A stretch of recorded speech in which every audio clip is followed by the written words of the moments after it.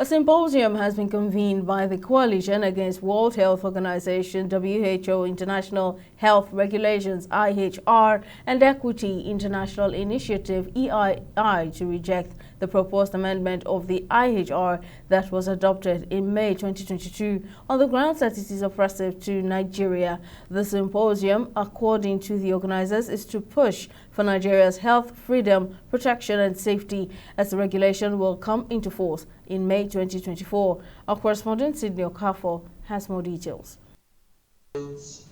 As a means of advocating Nigerians' health freedom, protection and safety, stakeholders in the health sector and civil society organizations have urged the federal government to reject the proposed amendment to the international health regulations adopted in May 2022, which lack merit to the nation's health sector.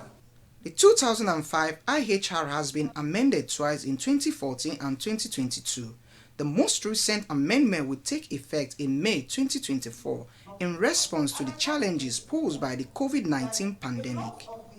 Equity International Initiative's country director urged President Tinubu not to sign the document since they offer no benefits to the nation.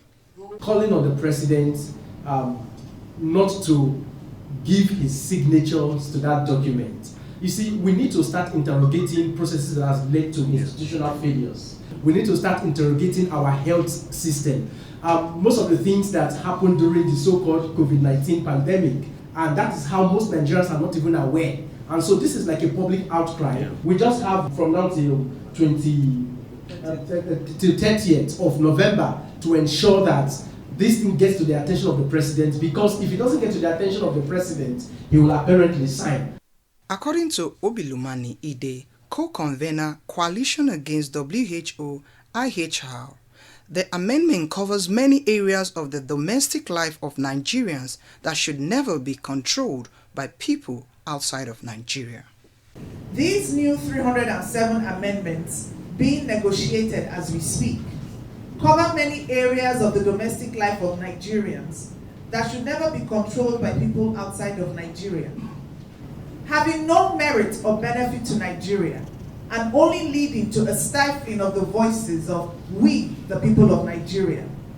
We call on President Tinubu to write to the WHO rejecting the amendments to the international health regulations adopted in May 2022. There is also a call that African leaders should not rely on developed nations for direction on issues that concern the well-being of their own citizens. There is no world leader that should be more interested in the welfare of Africans than African political leadership. And so they made it very, very difficult. And even where we have the capacity to do it, they refused. And then even giving us the access to the pandemic, to the vaccines, they refused.